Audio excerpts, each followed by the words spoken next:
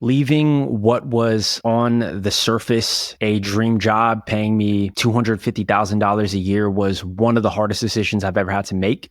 I agonized over it for nearly a year, just really paralyzed by the uncertainty of what would happen after I quit. Nearly 6 months later, I've gained a lot more clarity on the most important factors to consider when deciding to leave your job. I've watched a lot of I quit my job videos on YouTube, and I think a lot of those videos are reckless, quitting without a backup plan, quitting without any money. I disagree with a lot of the videos I've seen. I want this video to be different. I want to give practical advice to you if you're thinking about quitting your job so that you can quit with confidence without risking your financial security or without risking, frankly, your sanity. Anyways, here's my story. Chapter 1, the feeling. You know the feeling. You have so much anxiety on Sunday nights because you are dreading the idea of going to work on Monday. Every day at this job starts to feel like it's eating away at your soul. Every task and project starts to feel more and more meaningless. You're confused because you used to be such a high performer. You used to go the extra mile, but now you don't have it in you to do that. Promotions stop coming. The office politics start to get away from you, and you just start to feel really trapped. You want to rage quit, but ultimately you're afraid and you're confused because you have worked so hard to climb the corporate ladder. Are you really going to quit now? Do you need to just suck it up? Who am I without this job? What will people think of me if I quit? These are all thoughts and feelings that were swirling around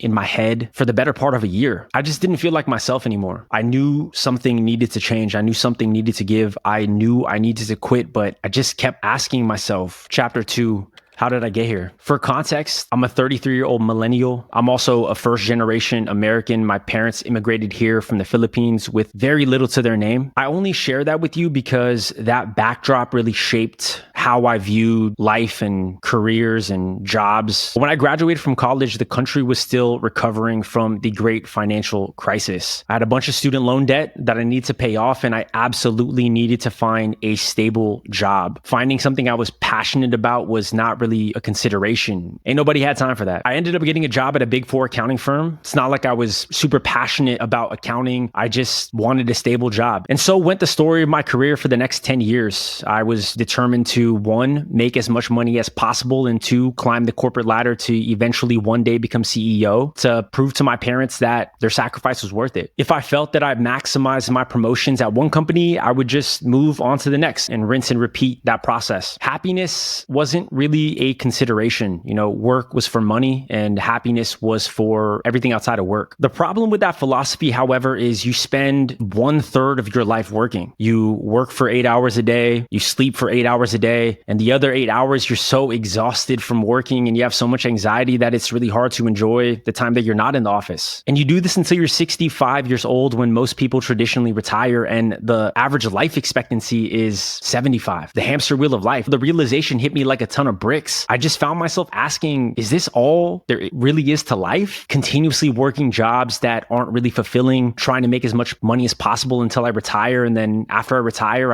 I die not long after that. I knew that something had to give. I knew that there was more to life than this hamster wheel that I was on. And I was really, really starting to feel that about 10 years into my career. You can only live out of alignment with who you are for so long before something breaks, before you burn out entirely. And that's where I was at exactly. I was burnt out from my job, 10 years in corporate America, hopping from job to job that was not fulfilling to me, that I was not passionate about. And now I was burnt out. And now I had to face a crossroads in my life and in my career. Climbing the corporate ladder was not my dream in the first place. It was something that I was doing because I felt like I owed something to my parents, to make something of myself, to prove to them that their sacrifice was worth it. But it was never my dream. I knew I had to bounce. I knew I had to leave. Even though I knew I had to leave, I was afraid. I was terrified. Chapter 3, the fear.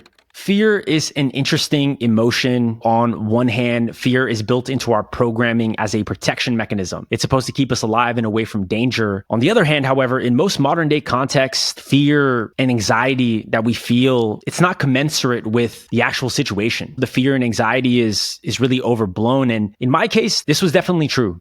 This was not a life or death situation. Nevertheless, I found myself losing sleep, getting angry, riding this roller coaster of emotions, turning into someone I wasn't because I was in a job that I no longer wanted to be in anymore. Point blank, period. But I was too scared to walk away from something, even though I was pretty sure I didn't want to do it anymore. The only way I was going to get over this, the only way I was going to defeat the fear was I needed to pinpoint exactly what it was. I needed to name the enemy. Instead of this vague existential dread, I needed to name it. I needed to specify it. I needed to look it in the face so I could overcome it, so I could defeat it. There were three enemies in this case, three demons that comprised of my fear. It was money, it was reputation, and it was failure. Money was clearly the most obvious one. If I left the job that was paying me $250,000 a year, what was I going to do for money? How was I going to fill that gap? And how would I continue to invest and save for my future? So I need to figure that out before I could comfortably and confidently leave. The second one is reputation. We live in a society where our job and our income make up such a large part of our identity. I was afraid of what would happen to my reputation if I no longer had this job, if I no longer had this income. What would my coworkers think of me? What would my wife think if I left my job? What would my family think? Lastly, I was afraid of failure. I knew I wanted to leave, and I told myself that if I left, that I would have more time and space to pursue my passion. I'm passionate about real estate investing, pursuing financial freedom. I wanted more time to focus on that. I also wanted to focus more on the content creation. I love helping people pursue financial freedom and learn about financial freedom and learn about real estate investing. And so I wanted to help as many people as I could through the content that I was creating, and that I would find a way to be successful in those endeavors if I didn't have the ball and chain of my W-2 job. But what if that was just a lie that I was telling to myself? What if I wasn't actually good enough to succeed in entrepreneurial endeavors? What if I wasn't good enough to be a content creator or a real estate investor? What if I was just meant to be a corporate W-2 employee when that's all my life was destined to be, and that I was just going to crash and burn if I quit? So I was just afraid of failure. Again, these were my three enemies: money, reputation, and failure. And if I was going to get over this, if I was going to decide to leave my job, then I would need to defeat these enemies, these demons. I was determined to do that. Whatever it was going to take, I was going to defeat these demons. And the first one to really grapple with was the money. Chapter 4.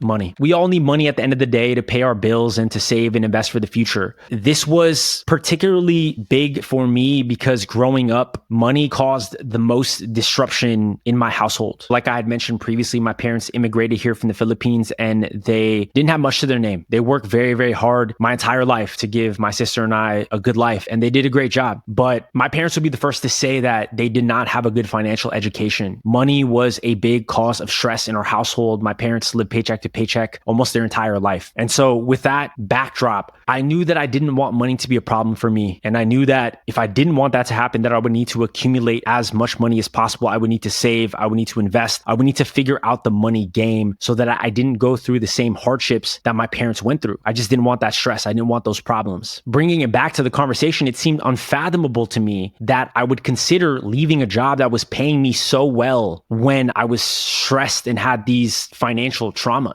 Why would I willingly give up such a high salary when I was just starting to get my stride, when I was just starting to make real progress on a lot of my financial goals? Why would I do that? But the reality was, while money is important, it's not everything. Clearly, it's not everything, because despite making $250,000 a year, I had never been more unhappy with my career than at this point. And when I took a step back and I really analyzed my financial situation, that fear of money actually put me in a really, really good place financially. Because I was so focused on avoiding my money problems my entire adult life, I prioritized saving and investing. I knew that money gave people options, and if I wanted to have options, I needed to accumulate as much wealth as possible. I knew that I diligently needed to build a nest egg, and that is what I focused on since I graduated college. When I got my first job, I was in student debt and I was paying that off, but I started investing modestly, a couple $100s a month into the stock market. It wasn't much at first, but it was a mindset. I knew I needed to be an investor, and it was the discipline of being consistent. As I switched jobs and as my salaries increased, I just lived below my means and I continued to invest more. Specifically, I saved or invested 50% of my income for about 10 years. And even though there were periods I definitely felt the temptation of spending more and not saving and investing as much as I did, I stuck with it. And I was able to do that because I automated a lot of my investing. I automated a lot of my saving. As soon as my paycheck rates hit, that money was spoken for. It was leaving my account into my brokerage account or into my high yield savings account. And I just got used to spending what was left. I had that discipline and I had been doing that for over 10 years. And that put me in a really good spot financially. And for anybody that is hoping to build a nest egg, and for anybody that's hoping to build a habit of investing, I highly suggest automating and taking yourself out of the equation and just leaving it alone and increasing it when you increase your income. And you'll be surprised at the amount of progress you're able to make over a long period of time. And this allowed me to build a very sizable portfolio in the stock market and also allowed me to start investing into rental properties. And so at this point, when I was looking to quit my job, I had a sizable portfolio of stocks, a handful of rental properties that was generating cash flow. And while I hadn't fully achieved financial freedom, I had stacked enough assets that even if I didn't invest another dollar moving forward, if my assets continue to grow, by the time I reached traditional retirement age, I would have more than enough. And I think in the FIRE community or the financial independence retire early community, they refer to this as coast fire. So I was coast fire and I didn't really think about it until I thought about the potential of leaving my job, leaving my high income. And so in reality, because of my investments and because of the fact that I only ever lived on 50% of my income, I didn't really need to make $250,000 anymore. And that realization was super, super impactful to me. I could theoretically make half as much and my financial future would still be secure, even living in the San Francisco Bay Area, which was huge. I can make another video about all the financial moves that I made in my 20s to get to this point. So if you're interested in that, just let me know in the comments. I'll go a little bit deeper on a future video for that topic specifically. Money at the end of the day is a tool. It's a tool that's supposed to give us optionality. And at this point, I realized the work that I had done had given me a lot of optionality, more optionality than I actually thought that I had. I realized I did have flexibility. I did not need to continue to stay in a job that wasn't fulfilling to me anymore just because it was paying me a high income. I could figure it out because in the worst possible case scenario, I had rental properties that were generating cash flow. I had investments. And at that point as well, I had about 6 months in my high yield savings account to cover any immediate expenses. So my financial fortress was pretty secure. And on top of that, I was pretty sure even without this high paying job, I was going to find a way to make money. This is where I really diverge from a lot of the I quit videos that you see on YouTube. I had a nest egg. I had a financial fallback plan and I had done a lot of work to ensure that my financial future would be secure. And I think that this is important. If I hadn't done that, if I hadn't done the legwork over the past 10 years to make sure I had that nest egg, to make sure I invested in stocks and make sure I invested in real estate, I would not have quit my job. I needed my finances to be secure to give myself the confidence to be able to do that. And so if you're watching this and you're in your early 20s, I highly, highly encourage you to start prioritizing saving and investing so that when you get to my age, if you are unhappy with your job, or if you do want to make a major life change, that you've set up that foundation for yourself so that you can leave if you want to leave. You're reflecting on my 20s, I prioritized increasing my income as much as possible. I worked long hours, I switched jobs, I got the salary increases, I got the promotion, and that was the first 10 years of my career. And while that did end up burning me out, I don't regret any of that because it allowed me to save and invest. Making a high income is only half the battle. You also have to have the discipline to invest. There's plenty of people that make 6 figures a year that don't have anything to show for it because they don't have the discipline of investing and they have lifestyle creep. And as they make more money, they just spend more money. So they're never getting ahead. So making a high income is only half the battle. You have to save and invest. And luckily that was something that I have been doing for the past 10 years. So what I had realized is that my fear of money was overblown. I had more than enough and I was going to figure it out and I was going to be okay. So, the demon of money or the fear of money was thoroughly defeated. But even though my fear of money was overblown, I was still afraid of what people would think. Chapter 5, reputation.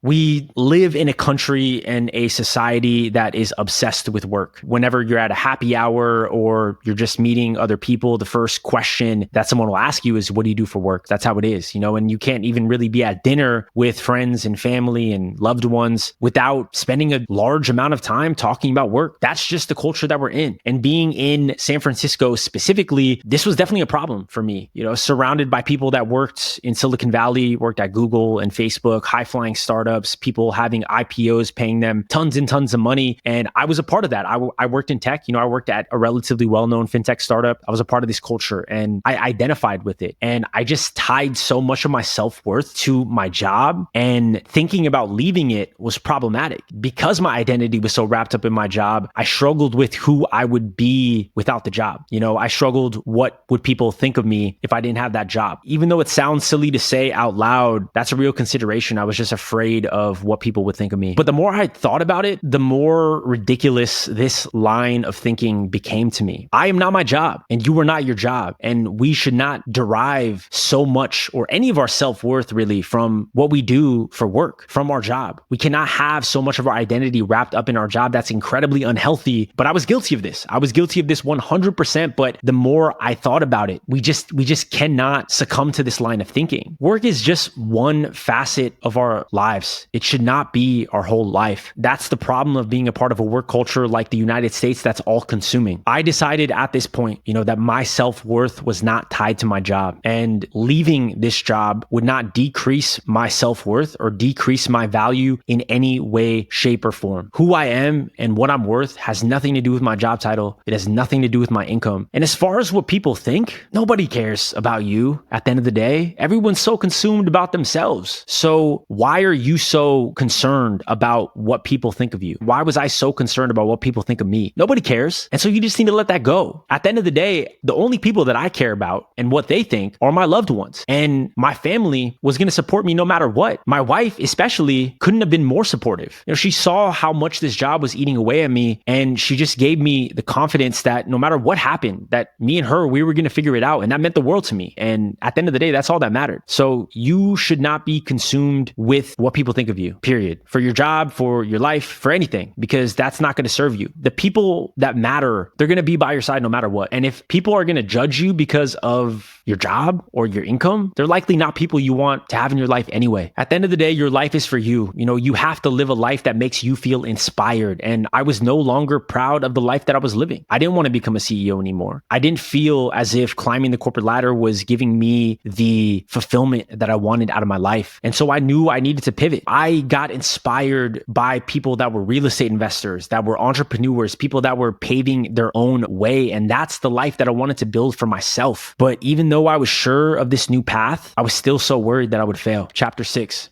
failure.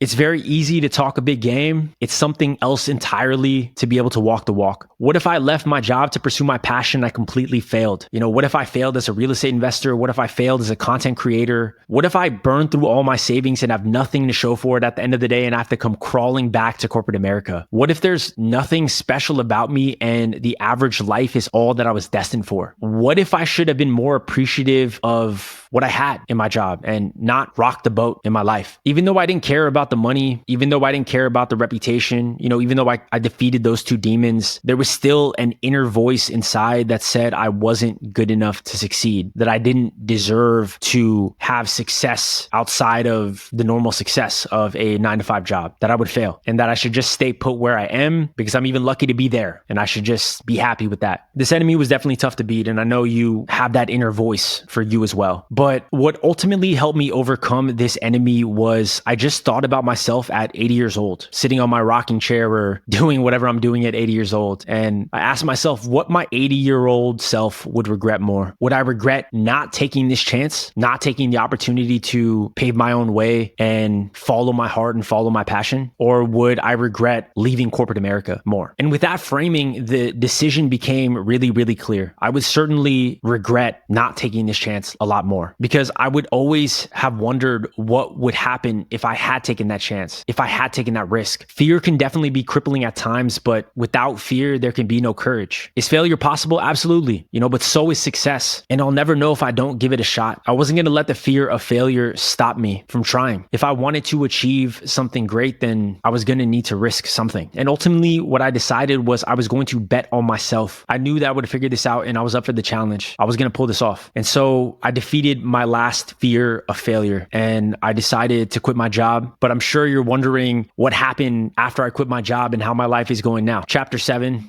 how it's going so far.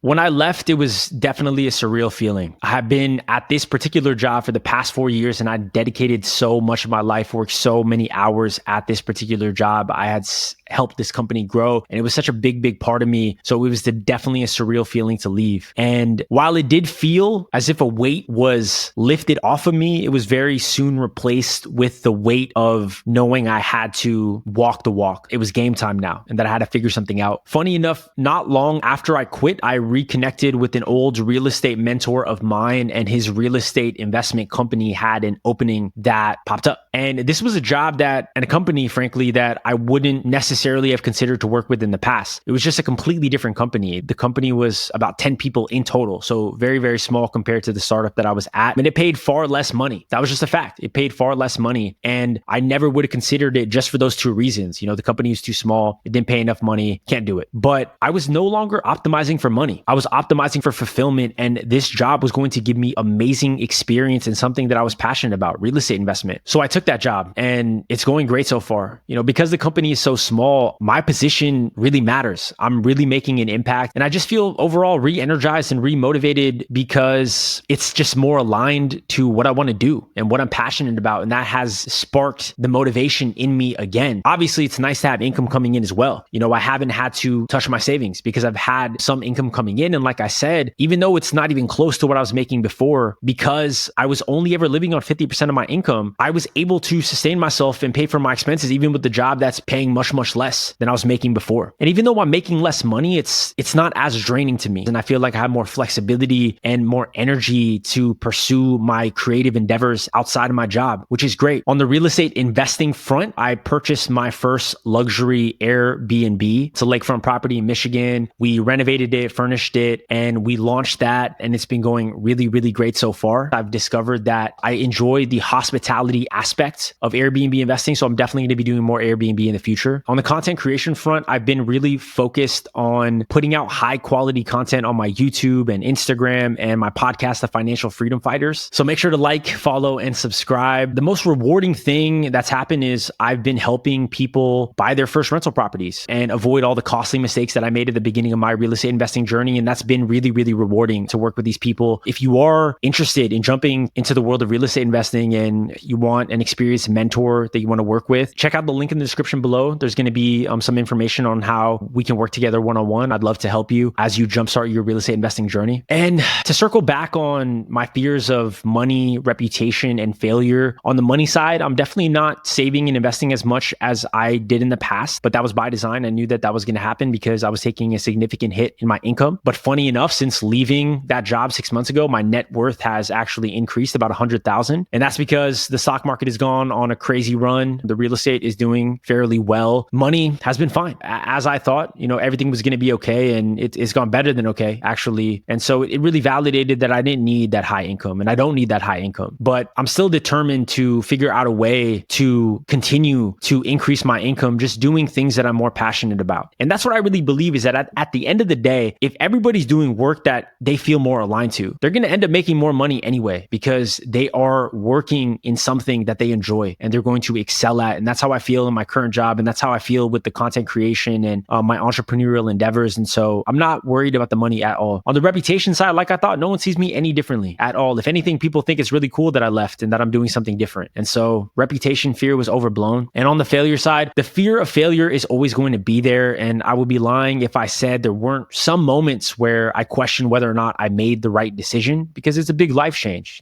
But ultimately, I do think that I made the right decision. And I'm going to continue to let the fear of failure fuel me and continue to make me work harder instead of paralyze me. I hope sharing this story with you has given you a better idea of what to consider when you leave your job. So let's wrap this up. Should you leave your job? Honestly, it depends. As cheesy as it is to say, it really does depend. For me, I think it was the right decision, definitely. I had worked for over 10 years in corporate America. I saved up a decent nest egg and I knew what I wanted to pursue when I left my job, real estate investing and content creation and real estate coaching, etc. So that was me. If you're in your early 20s and you don't have a lot of money saved up and you're not really sure what you want to do after you quit, I would say leaving your job is probably not the best idea. I think your 20s, you need to focus on building your years of experience, building up that resume. I think you need to focus on increasing your skills that are going to help you increase your income. I think you need to prioritize saving and investing and building up that nest egg. And then I think you can consider leaving your job. The 9-to-5 grind is necessary evil for most of us, but if we are diligent diligent about investing, whether that be in stocks or real estate, it opens up the possibility of retiring early and checking out of the rat race, which is what I want to do. I'm on track to retire by the time I'm 40. I'm 33 right now, and I'm on track with my stock investments and my real estate investments to retire by the time I'm 40. I will go into another video on my financial freedom plan. So make sure to like and subscribe so you can catch that video. But ultimately, that's what I want you to take away from this, is that if you